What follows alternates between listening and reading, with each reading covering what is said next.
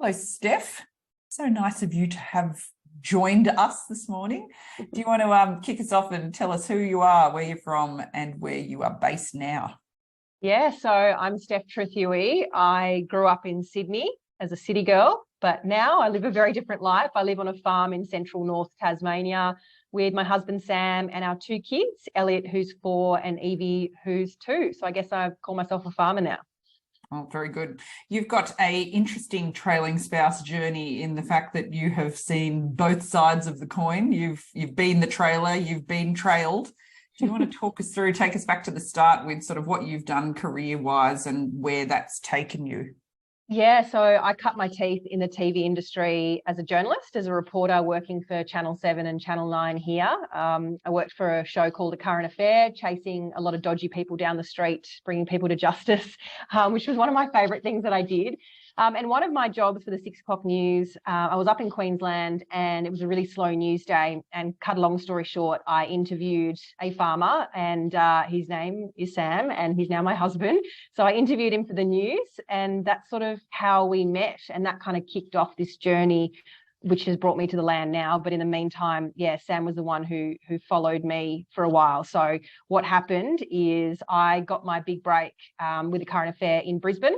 Sam was a farmer through and through, working on his dad's farm, was traveling around Australia, working on other farms, gaining more experience. And, you know, we fell in love. We moved pretty quickly. And, you know, really, if he wanted to be with me and we wanted to be together, something had to give. And I was the one with, I guess, a career path, you know, locked in and was really ambitious. And Sam was still figuring out what he wanted to do in agriculture and how it was going to work. So he basically helped pack my car up and we really didn't discuss him moving with me. He was like, I'll come with you to help you unpack. And he never left.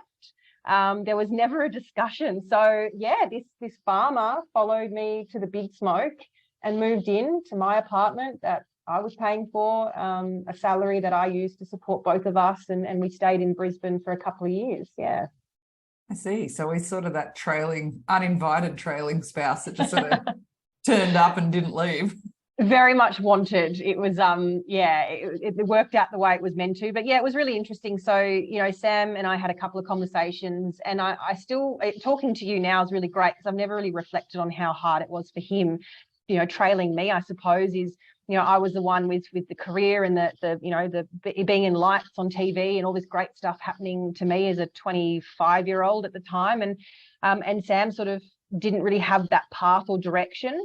And he felt incredibly guilty. Basically, he said to me, you know, I don't want to like freeload off you. And, you know, he was felt, and I think also for the blokes, it can be different. I hate that it is still stereotypically so, but there is this need to provide, or this stereotype that the men have to provide. And, you know, Sam would admit that he felt, you know, a bit like that as well. And I basically had to have a very stern chat with him. My mum did as well. And just say, look, you know, I'm happy to look after you. I love you. I will look after you now. And my mum said to Sam, he said, you know, one day Steph will look after you. You will look after Steph. So, you know, we just gave Sam permission to just sink into that role. And he used that, you know, 18 months. He did his MBA. So he did his executive MBA. He was studying, working bits and bobs. But, you know, I was certainly the breadwinner. And I know that made him feel uncomfortable. But, you know, that gave him the chance to educate himself and do things and figure out what he wanted to do. And his MBA is by far the most powerful tool that has enabled him to then go on and grow the businesses that he has since. So, yeah, and then several years later, the tables turned, and then I was in that position. So where did you go? So Brisbane for overseas listeners is in Queensland, so further north up the Australian coast on the east side. Yeah. Where was next stop after Brisbane? Yeah, and so then we went to Melbourne. So we're in Brisbane for 2 years, and then we moved to Melbourne in Victoria, and Sam got a job, and I moved for my TV role, but Sam also got a job basically growing an ag tech accelerator program and got his kind of break into the ag tech agribusiness space. So he's very much a farmer that also loves to wear a suit and tie, and that's where he kind of, you know, his role evolved into the business side of agribusiness. And so we both moved there together with our careers, stayed in Melbourne for a couple of years, had a baby. Yeah, wow, that was massive shock for both of us, and still coming to terms with being parents, I think. But yeah, we had a child, and look, you know, when I married Sam, I knew deep down, and he had it in him, like the country is in his blood and the farm was in his blood. So as much as he liked the bright lights of the city and the business world and all the stuff he achieved in Brisbane and Melbourne, I deep down I knew that one day we'd end up on a farm, but I didn't really give it too much thought until the discussion started. So we were on our honeymoon, and Sam had started to talk to me about, look, you know, I'd love to do my own thing one day. I want to take all this, you know, experience in the startup entrepreneur space, agribusiness, you know, plus my 15 years of farming across different food groups. I want to take that, and I want to build my own thing, and I want you to do it with me. And so we started talking, and look, to be honest, I was like ready for a change. Like, I'd spent 7 years in TV, 18 months in corporate comms at that point, the company I was at, and I was over it. Like, I was over the rat race. I was over like just reporting to someone else and the stress of bosses and politics. And I was just tired. Like, to be honest, I was hitting kind of burnout and I wasn't even 30 yet. But so I was really open to it. I'd watched Farmer Wants a Wife, a TV show here that totally romanticizes what it's like to be, you know, a farmer and living on the land. And I was excited, you know, I thought it was going to be really cool and, you know, just really idyllic, and, you know, we'd take our baby boy there and Sam would be home all the time and it'd be wonderful. And so, you know, when the time came to develop this idea for this beef business, this regenerative beef business that we run now, I was like all in. I always knew it was Sam's baby, but I just wanted to be part of that ride. Like, I knew that I had a choice. I could either be the reluctant partner who just kind of came along for the ride and wasn't really invested in the opportunity, or I could just try and go all in, knowing that I was completely out of my depth. Like, I knew nothing about farming. I wasn't a farmer. I was a storyteller, a journalist, a marketer. But yeah, so I said yes. And when our son was 6 months old, we hopped on the Spirit of Tasmania, which is a big ship that took us from the mainland of Australia. And we docked at Devonport in north of Tassie and rocked up to this farm, and life has never been the same since. I think that what's so funny, well, two things. One, that Sam waited till your honeymoon where you were already locked in before he started talking about this. Well played. I know, clever. You can't escape now. I've got a ring on it. So we're moving to a farm in Tasmania, Soz. But I think what's really interesting is that until I sort of posed the concept of talking to you for this session here, that you quite often don't think of relocating internally within a country or moving from a city to a country area as actually being a trailing spouse. And I think that in agriculture and farming, like in all over the world, there's so many partners that leave a city or a town in a different state or potentially country to move onto a farm, and quite often in a small rural community. So what do you sort of think, like, I guess the challenges that you found that were different between moving from city to city, so Brisbane to Melbourne, and then from Melbourne to small country town? Are there sort of similarities and differences between the two that you can sort of reflect on? I think city to city had its own challenges, you know, socially. Like, there was that social isolation of, you know, the cities can be quite cliquey, and, you know, Sam and I even still say that we never really found like our people in Melbourne. It was really difficult, particularly that we were both working really hard, and, you know, we were renovating our house every weekend, so there wasn't a lot of time. And then we had a baby and goodbye life, and, you know, not really, but kind of. And then, you know, so city to city there was that isolation, but, you know, city to country was just a whole new world. And I joke that I moved overseas, because I quite literally did, to Tassie, which is our island state. And, you know, that was a totally different kettle of fish. And, you know, for me, I'm only just unpacking now what I actually went through, and I don't think myself or Sam actually appreciate how hard it was for me at the time. He was going through his own, you know, challenges, starting a business from scratch. You know, he had the responsibility of, well, we've made this move here, so this better work out. Like, you're going to kind of have to provide for us. You're the farmer. So I know that he went through that. But I was navigating being a new mum. I was navigating a loss of identity, like from a career point of view. Like, I had tied so much of my self-value to my job and to my career. And I was in the driver's seat before we moved here. I was the TV reporter. I was the one who Sam followed for a little while. And I didn't know who I was when we moved here. And, you know, I'd be lying if I didn't say that I just felt like I'd given up me for him in some ways, because I was also navigating being a mum and having that resentment because he got to walk out and go to work every day and I was at home with a baby. And so there was a lot going on.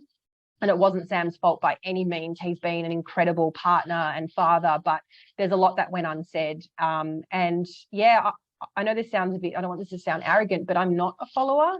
And I found that really hard because I feel like I am a leader and I love to be in the driver's seat. And so I had to sit back for a while. And also a lot of that was because I had a baby and that was my role. That was my main role. So it was tricky. It was very hard. And I felt very isolated socially. I felt isolated from my former life, who I was. I was definitely grieving our life before the farm. And I definitely played victim for a while. I think it has taken me quite some time to kind of carve out my own identity, but also to appreciate what I've been through and that it was hard. I feel like particularly in Australia, you know, there's this, you know, tall poppy syndrome and there's all these things that culturally can make it hard to give yourself a pat on the back. And I felt like I just had to put up and shut up and just get on with it. And what's there to complain about? You know, you've moved to this beautiful farm with your beautiful husband, with your beautiful baby. Like, what have you got to be upset about? And so I kind of just copped it and I didn't talk to anyone about it for some time, but it was a massive shift in identity. And, you know, we're just finding our feet now, I think, as a family, and I lead and he leads and I follow and he, like, it's kind of all a bit of everything now. Yeah, it's been a journey. Do you think it's something that you guys have had to actually talk about and navigate that I guess role switching, like you've mentioned, that back and forth between sort of the leading and things, because I guess it's really challenging if you're both trying to be the leader at the same time, and that becomes the pulling in different directions and those sorts of things. Is that something that you guys have actively sort of had to talk about and manage as a family? We never spoke about the potential challenges of doing this. And I think that's where we went wrong. And I think that's where a lot of couples in particular go wrong. You know, it's almost like you want a trailing spouse manual so that before you make a move, you have some, I guess, knowledge of some of the challenges you might face emotionally, you know, as well as the physical relocation. So I wasn't really prepared. And I don't think Sam was either. It's like he just went and did his thing. And I just felt like I was just left behind at home with a baby trying to figure out this new life. And he had to go and do his thing. We had bills to pay. We had a big mortgage on a farm. Like, he did not do anything wrong. But there was no coming together at the start of this journey to say, hey, like, this is going to be tough. I'm not going to be home a lot. You know, socially, like, what can we do to help you not feel isolated? Like, there was just none of that. And I think that's also our own fault. Like, our personality types, we're just like million miles an hour, go, go, go. Just go. And so I think we just got here and we just went, and then the pain kind of started. And it wasn't until the pain was really bad that, particularly myself, I've had to kind of backtrack and look after myself a bit and acknowledge what it's actually been like for me. So yeah. You know, it's so interesting that this story and everything that you've just talked about, that loss of identity and the sort of ignorance makes it sound really harsh, but, you know, that unawareness is probably a better word of what you're actually getting yourself into when you do something like this, whether the move is interstate, internationally. It's so interesting that this is just such a common theme with everyone that we talk to with these calls. And I think it's just such an interesting spin to think that sometimes that same professional isolation happens in a little country town as it does in a global city. It's really absolutely. So tell me what are some of the really amazing perks, though, that you've then been able to see? So both, like you've touched on, a major perk for Sam when he was trailing you was him being able to like get his MBA done and to really do something that was has ended up being quite pivotal for you as a family and a business. But what are some of the things that you've been able to do when the tables turned and you then were the trailer What are some of the things that you've been able to actually, when you've sort of got your head up, out and you're breathing again, that you've been able to actually do in these last few years? I think by far the most beneficial thing to have happened to me by moving here, and also, again, having a young child when I did so, was it just put a handbrake on life. And it's the first time I've ever stopped to reflect and face me in a lot of ways. And that was really confronting. I think I've always been a very busy person and filling days, and I do that now. But when we moved here, again, with a baby and a farming business, that didn't require my marketing skills to begin with. You know, I've grown our Instagram account, but really, you know, meat and beef takes a while to grow. So we had no product to market. And that's where we agreed my skill set would come in from a sales point of view and storytelling. But I didn't have that for like the first, 18 months and at least. And so, I had to face myself, and I had to face that isolation. I had to face my personality. I had to face my flaws, my self-esteem issues. Like, I had to face my mental health. Like, I had to face so much. So even though it was really uncomfortable, if I'd stayed in the city and never come down here and we'd never done this, I would think I would be a totally different person in a lot of ways. So again, I feel like the best things in life, the best business ideas, the best, I guess, changes you make as a human come from adversity. And I think it's only when the pain is bad enough that you do something about it. And I just don't think the pain was bad enough until we got here for me to actually, figure out who Steph was and figure out what are my values and who am I, and get rid of the ego and start to kind of lead from the heart and not lead from the head. And that's still a decision I make on a daily basis, is, whatever I do in life, whether it's as a mum, as a partner, as a business owner, is it my heart or is it my head? And that's something that I never would have learnt if we didn't move here.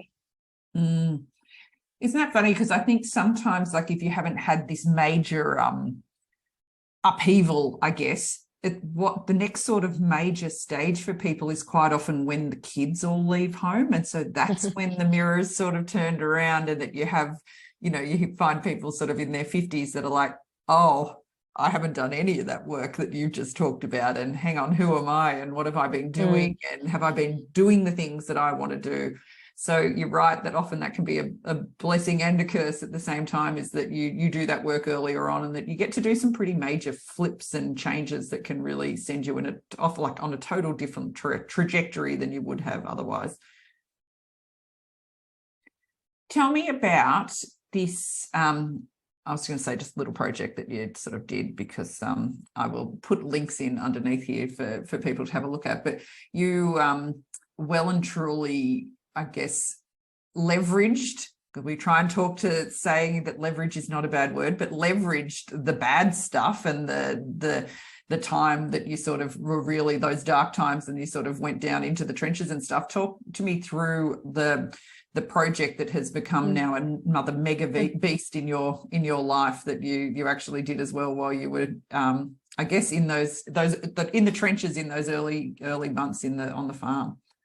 Yeah, my third baby, my business baby, Motherland, came out of nowhere, really. I never, ever thought. It's just so funny how life works. But basically, my little boy, he was 6 months old when we moved here, and 3 months in, I was really struggling, and I just needed to do something. Like, it was just, my mental health was just, on a downward spiral. And I just got really frustrated and resentful of the whole move. Like, I just felt like I've changed my entire life. I've left everything I've ever known. I've left every person I've ever loved. Like, I felt so alone. And I had this baby, and, everyone says, it takes a village to raise a child. I'm like, well, great. Well, where the hell is mine? Like, it's all very well and good to say that, but like, I don't have a village. And so that's where the idea for Motherland was born. And for me, it was a way. So Motherland is a charity now, and basically we connect rural mums from around the country, particularly isolated rural mums. We have a podcast that I host every week, which is about sharing real and raw stories of rural motherhood.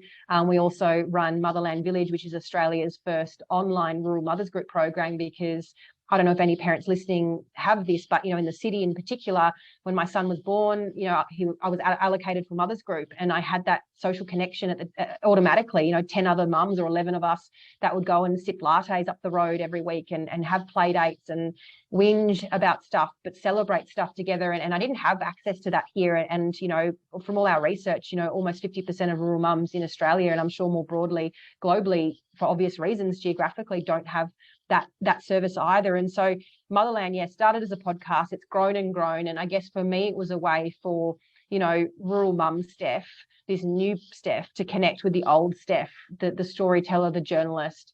And so it helped me find me again. I knew me, but it helped me connect with me again, because I desperately needed something for myself. I needed some purpose outside the farm and motherhood. That's just who I am. And so it was a bit of a no-brainer. It just came to me, and I created the logo for $150, the next week. It's still the same logo that stands today. I created an Instagram account, and I asked my husband, did he know some rural women, some farming mums that I could interview? So he helped connect me with my first 2 interviews, and then it just kind of grew from there. And it's turned into a bit of a beast, so be careful what you wish for.